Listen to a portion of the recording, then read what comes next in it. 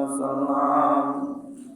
আল্লাহ পাকের আল্লাহ দরবারে লক্ষ কোটি শুকরিয়া, সে মহান মুনিবের দরবারে যে আল্লাহ পাক রব্বুল আলামিন সুবহানাহু ওয়া তাআলা আমাদেরকে অতি দয়া করে, অতি মায়া করে এই পবিত্র রমজান মাসের প্রথম জুমার দিনে আল্লাহর পবিত্র ঘর মসজিদে আমাদেরকে সুস্থ শরীরে আসার বসার তৌফিক দান করলেন। সেই শুকরিয়া আদায় করে আমরা একবার জোরে জোরে বলি আলহামদুলিল্লাহ।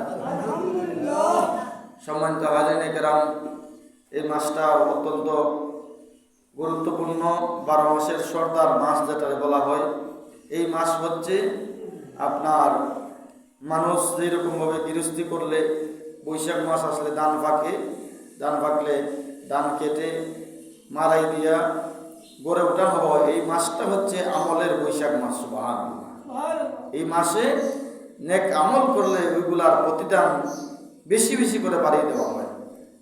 এই মাসে যদি কেউ একটি নেকি আপনার অর্জন করে, তাইলে অন্য মাসে 70টা নেকির সমান সওয়াবের অধিকারী হয়ে যাবে। সুবহানাল্লাহ। এই মাসে যদি কেউ একটা কি করে আপনার সুন্নত আদায় করে, অন্য মাসে 70টা সুন্নত আদায়ের সওয়াব তার আমল নামার মধ্যে দান করা হয়। সুবহানাল্লাহ।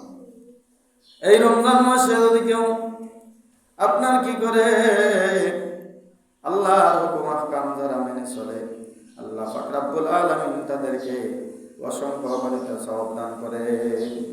এই মাসে একটা ফরজ আদায় করলে 70টা ফরজের, অন্য মাসে 70টা ফরজ আদায় করলে যেই পরিমাণ সওয়াব, সেই পরিমাণ সওয়াব দান করা হয়। সুবহানাল্লাহ। তাই এই মাসে কুরআনুল কারীম যারা তেলাওয়াত করতে জানেন, কুরআনুল কারীমের জিল খতম কমপক্ষে একটা হলেও দিবেন, কারণ একটা খতম এই মাসে দিলে অন্য মাসে 70টা খতমের সওয়াব। সুবহানাল্লাহ।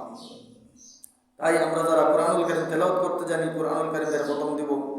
আব্বা আম্মার রুহের মাগফিরাতের জন্য, দাদা দাদি নানা নানির রুহের মাগফিরাতের জন্য, যদি নিজে না পড়তে জানেন অন্যজনকে দিয়ে হলেও, আপনার আব্বা আম্মা আপনারে এই পৃথিবীর জমিনে রেখে গেল, আপনার আব্বা আম্মার জন্য কমপক্ষে তার পক্ষ থেকে রমজান মাস তার রুহের মাগফিরাতের জন্য কমপক্ষে একটা কুরআনুল কারীমের খতম দেন। এই মাসে ইবাদত বندگির মাধ্যমে যে সমস্ত আল্লাহর বান্দা বান্দীরা আল্লাহর গোলামি করে এই মাস অতিবাহিত করবে, নামাজ পড়বে, রোজা রাখবে, তারাবির নামাজ পড়বে, তারাবির নামাজের অনেক সওয়াব এই মাসে। এই যে তারাবির নামাজ আমরা পড়ি, তারাবির নামাজের কষ্ট হয়, এই কষ্টের বিনিময় ফসল কি? এই তারাবির নামাজ যে সমস্ত আল্লাহর বান্দা বান্দীরা আল্লাহকে খুশি রাজি করানোর জন্য এই তারাবির নামাজ আদায় করে, আল্লাহ পাক রব্বুল আলামিন তাদের আমল নামার মধ্যে এক একটা সিজদার বিনিময়ে 1500 সওয়াব দান করেন। সুবহানাল্লাহ। এইলে তারাবির নামাজের অনেক ফজিলত, রোজার তো অনেক ফজিলত। আমরা এই যে রোজা আমরা রাখলাম, রোজা শুধু আমাদের উপর ফরজ নয়, আল্লাহ পাক রব্বুল আলামিন কুরআনুল কারীমের মধ্যে বলে দিয়েছেন, ইয়া আইয়ুহাল্লাযীনা আমানু, হে ঈমানদারগণ, কামা কুতিবা আলাইকুমুস সিয়াম, তোমাদের উপর রোজা ফরজ করা হয়েছে। কুতিবা আলাইকুমুস সিয়াম, তোমাদের উপর রোজা ফরজ করা হয়েছে। কামা কুতিবা আলাল্লাযীনা মিন ক্বাবলিকুম, যেমনি ভাবে তোমাদের পূর্বপুরুষগণের প্রতি রোজা ফরজ করা হয়েছিল। ও ঈমানদারেরা, রোজা শুধু তোমাদের উপর আজকে নতুন করে ফরজ করা হয় নাই, তোমাদের বাবা আদম আলাইহিস সালাতু ওয়াস সালাম থেকে শুরু হয়েছে রোজা ফরজ। সুবহানাল্লাহ। লাআল্লাকুম তাত্তাকুন, যাতে তোমরা এই রমজান পাইয়া, রোজা পাইয়া, রমজান মাস পাইয়া নেকি অর্জন করতে পারো, তাকওয়া অর্জন করতে পারো, আল্লাহর তাকওয়াবান বান্দা, আল্লাহর পরহেজগার বান্দা যাতে হতে পারো। সুবহানাল্লাহ। তাই এই মাসের ফজিলত অনেক। তো রোজা তো অবশ্যই রাখতে হবে। আমরা যদি রোজা রাখতে যাইয়া, রোজা রাখার জন্য আল্লাহ নিজেও বলছেন, কিন্তু দেখা যায় রোজা রাখতে যাইয়া অনেকে আমরা রোজা রাখি কিন্তু নামাজ পড়ি না, এরকম মানুষও পাওয়া যায়। বোঝার জন্য বলতেছি, হিংসা করে নয়, কাউকে কোনো হেয় প্রতিপন্ন করার জন্য নয়। আপনার এটা জানা দরকার, বোঝা দরকার। আপনি রোজা রাখলেন, সারাদিনে একটা ফরজ আদায় করলেন, 5 ওয়াক্তে আপনার 5টা ফরজ চলে যাইতেছে। আপনি এটা রোজা রাখবেন, ঠিক আছে রাখেন, পাশাপাশি 5 ওয়াক্ত নামাজও আপনি আদায় করেন, তাইলে আপনি পরিপূর্ণভাবে এই নবী করিম সাল্লাল্লাহু আলাইহি ওয়াসাল্লাম বলেছেন, এই আয়াতের তাফসীরের মধ্যে আব্দুল্লাহ ইবনে আব্বাস রাদিয়াল্লাহু তাআলা আনহু বলেছেন, ইয়া আইয়ুহাল্লাযীনা আমানু হে ঈমানদারগণ, কুতিবা আলাইকুমুস সিয়াম, তোমাদের উপর রোজা ফরজ করা হয়েছে, কামা কুতিবা আলাল্লাযীনা মিন ক্বাবলিকুম, যেমনি ভাবে তোমাদের পূর্বপুরুষগণের উপর ফরজ করা হয়েছিল। পূর্বপুরুষ বলতে বোঝানো হয়েছে আদি পিতা বাবা হযরত আদম আলাইহিস সালাতু ওয়াস সালাম। সুবহানাল্লাহ। লাআল্লাকুম তাত্তাকুন, যাতে তোমরা তাকওয়া অর্জন করতে পারো।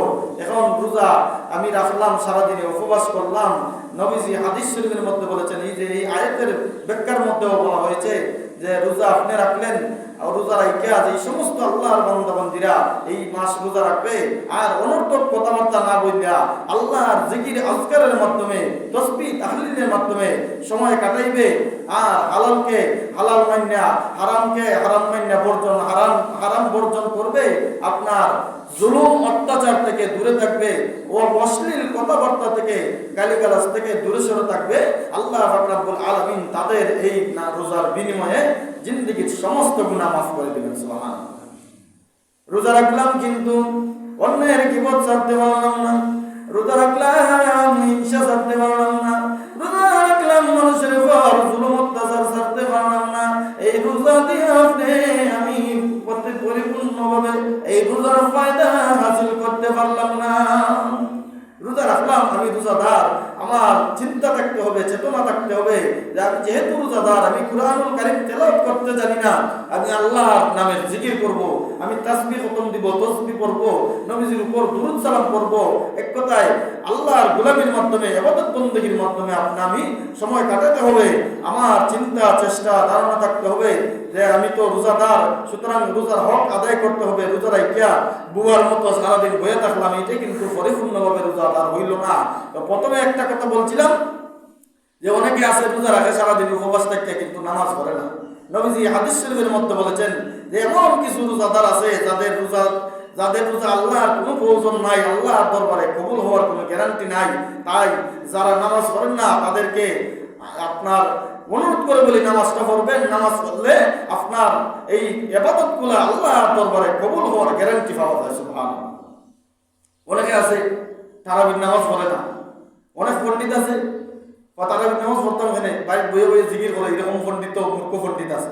কিন্তু আপনার এই জিনিসটা জানা দরকার, আপনার সারা জীবনের জিকির বলেন, মিলাদ কিয়াম বলেন, দুরূদ শরীফ বলেন, এইগুলো কিন্তু নফল, সমস্ত জীবনের নফল ইবাদত, জিকির আজকার মিলাদ কিয়ামের সব যতটুকু আছে সব কিছু নিয়ে যদি একটা পাল্লার মধ্যে দেন আর একটা সুন্নত যদি আরেক পাল্লার মধ্যে দেন, জীবনের সব কিছু মিলাদ কিয়াম দুরূদ শরীফ সহ সব মিলিয়ে যতটুকু পরিমাণ বাড়ি হইছে একটা সুন্নত এর চাইতে বেশি বাড়ি হয়ে যাবে। সুবহানাল্লাহ।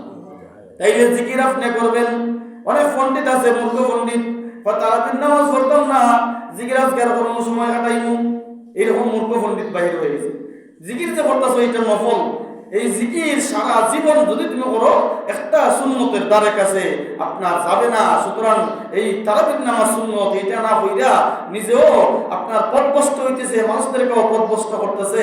এই জিকির আজকার করে, জিকির আজকার তুমি নামাজ হইরা করো, জিকির আজকার তুমি মসজিদে এসে করো, নামাজ আদায় হইরা তুমি জিকির আজকার করো, তোমার কেউ নিষেধ করবে না।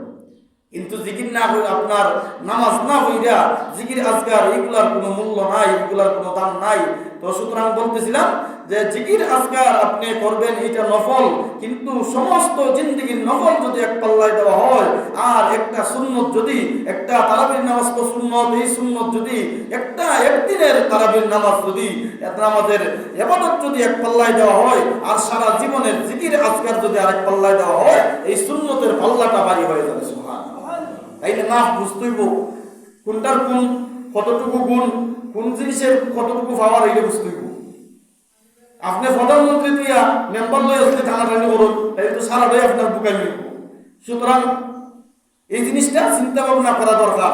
আল্লাহুম্মা সাল্লি আলা সাইয়্যিদিনা মাওলানা মুহাম্মাদ ওয়া আলা সাইয়্যিদিনা মাওলানা আল্লাহুম্মা সাল্লি ওয়া সাল্লিম ওয়া বারিক আলাইহি।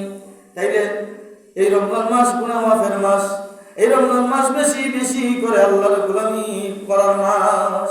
সুতরাং এই রমজান মাসে বেশি বেশি করে মসজিদে আসবেন, বেশি বেশি করে কি করবেন, কুরআনুল কারীম যারা তেলাওয়াত জানেন তেলাওয়াত করবেন, যারা কুরআনুল কারীম তেলাওয়াত জানেন না জিকির আজকার তাসবিহ তাহলিল করবেন।